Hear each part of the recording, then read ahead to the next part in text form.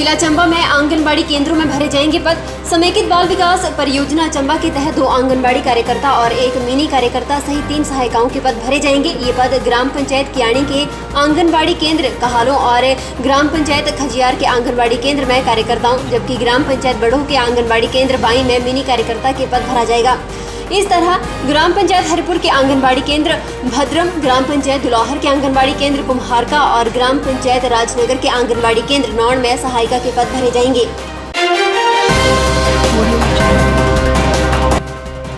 गगरेट में सफेदे के पेड़ से जा टकराए मिनी ट्रक, 22 लोग घायल। उपमंडल गगरेट के कुठेड़ा जसबाला गांव में शनिवार दोपहर एक मिनी ट्रक के अनियंत्रित होकर सड़क किनारे लगे सफेदे से टकरा जाने से 22 लोग घायल हो गए, जिन्हें सिविल अस्पताल गगरेट लाया गया। यहां से अति गंभीर 7 घायलों को क्षेत्रीय अस्पताल ऊना रेफर कर दिया गया है। गगरेट पुलिस ने मामला दर्ज कर दुर्घटना के कारणों की जाँच शुरू कर दी है।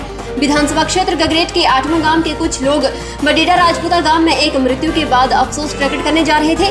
जिस मिनी ट्रक में वे सवार थे, वे जैसे ही कुठेड़ा जसवाला गांव पहुंचा तो विपरीत दिशा से आ रहे एक वाहन को क्रॉस करते समय ट्रक चालक नियंत्रण खो बैठा और ट्रक सड़क किनारे लगे सफेदे के पेड़ से टकरा गया।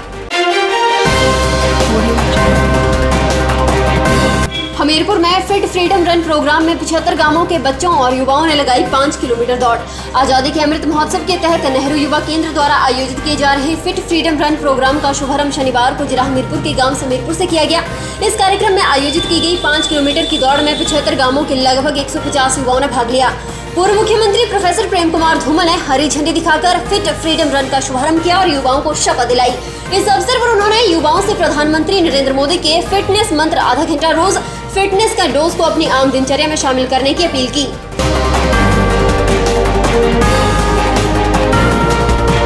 मुख्यमंत्री जयराम ठाकुर ने कहा कि सरकार पंचायती राज संस्थाओं के सुदृढ़ीकरण के लिए प्रतिबद्ध। मुख्यमंत्री जयराम ठाकुर ने मंडी जिले की सिराज विधानसभा क्षेत्र के अंतर्गत बाली चौकी में पंच परमेश्वर सम्मेलन की अध्यक्षता करते हुए कहा कि पंचायती राज संस्थाएं लोकतंत्र की सबसे महत्वपूर्ण बुनियादी संस्थाएं हैं, जिनको सुदृढ़ करने के लिए सरकार प्रतिबद्ध है। मुख्यमंत्री ने कहा कि पंचायती राज संस्थाओं के निर्वाचित प्रतिनिधियों के लिए प्रशिक्षण कार्यक्रम उस समय तैयार किया गया था जब वह प्रदेश के पंचायती राज मंत्री थे। इसका मुख्य उद्देश्य इन निर्वाचित सदस्यों को उनके कर्तव्यों, अधिकारों और अधिनियमों के बारे में शिक्षित करना था, ताकि वे अधिक प्रतिबद्धता के साथ अपना कार्य करने में सक्षम बन सके।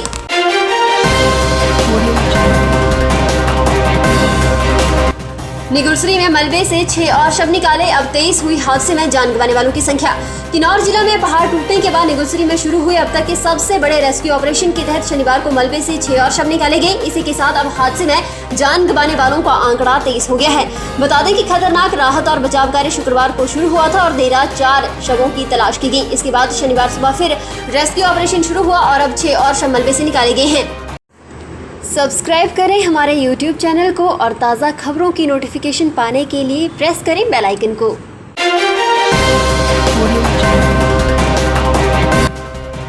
जिला मंडी में स्वतंत्रता समारोह पर CCTV कैमरा रखेंगे नजर।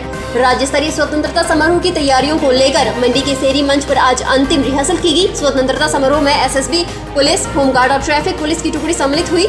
मुख्यमंत्री जयराम ठाकुर रविवार को सेरी मंच पर तिरंगा फहराएंगे, जिसको लेकर प्रशासन द्वारा पूरी तैयारियां कर ली गई हैं। अतिरिक्त पुलिस अधीक्षक आशीष शर्मा ने बताया कि सेरी मंच से लेकर पूरे मंडी शहर में 15 अगस्त के अवसर पर कड़ा सुरक्षा पहरा होगा। मंडी शहर में 500 पुलिस जवानों की सुरक्षा की जिम्मेदारी सौंपी गई है। उन्होंने कहा कि सेरी मंच पर राज्य स्तरीय कार्यक्रम होने के चलते रविवार को मंडी शहर की ट्रैफिक व्यवस्था में भी पुलिस ने बदलाव किया है। परवाणु में 2 बाइक्स की भिड़ंत में एक युवक की मौत हो गई। जानकारी के मुताबिक शनिवार सुबह कसौली परवाणु रोड पर काली मिट्टी सेक्टर के पास हिमाचल और हरियाणा नंबर के 2 मोटरसाइकिल की आमने सामने टक्कर हो गई। इसके चलते 21 वर्षीय रोही, जो कि अबोंटा कसौली का रहने वाला था, नीचे गिर गया और पीछे से आ रहे टैंकर के नीचे आ गया। इसके चलते उसकी मौत हो गई। हादसे में दूसरे बाइक सवार को हल्की चोटें आई हैं। परवाणु पुलिस ने इस संबंध में केस दर्ज कर लिया है और शव को पोस्टमार्टम हेतु ESI अस्पताल परवाणु भेज दिया है।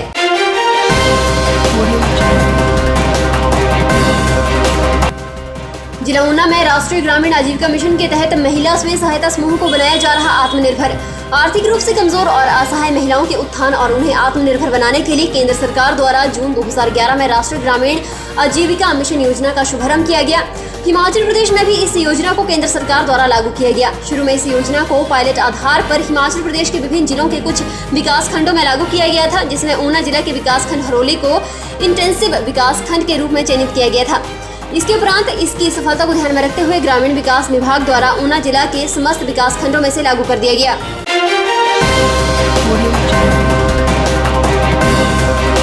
चंबा जिले में कोरोना महामारी के बढ़ते प्रकोप के चलते प्रशासन अलर्ट मोड पर आ गया है। प्रशासन की ओर से जारी अधिसूचना के मुताबिक अब जिला में बाजार और खाद्य पदार्थों की रोड साइड रेहड़ी धारकों को रात 8 बजे तक ही कामकाज की इजाजत रहेगी। हालांकि होटल, ढाबे, रेस्टोरेंट और मेडिकल स्टोर रात 10 बजे तक खुले रहेंगे। उपायुक्त डी राणा की ओर से जारी अधिसूचना में पुलिस को निर्देश दिए गए हैं कि आदेशों पर कड़ाई से अमल किया जाए। आदेशों को न मानने वालों के खिलाफ डिजास्टर मैनेजमेंट एक्ट और भाषा की धारा 188 के तहत कार्रवाई अमल में लाई जाएगी।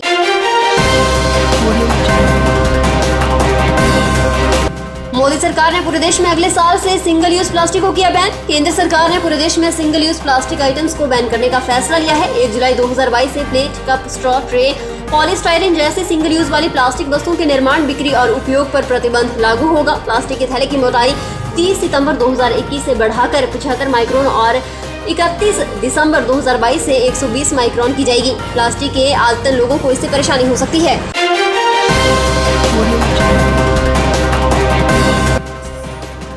फिलहाल के लिए बस इतना ही और बड़ी खबरों के लिए बने रहे न्यूज़ सुपर भारत के साथ।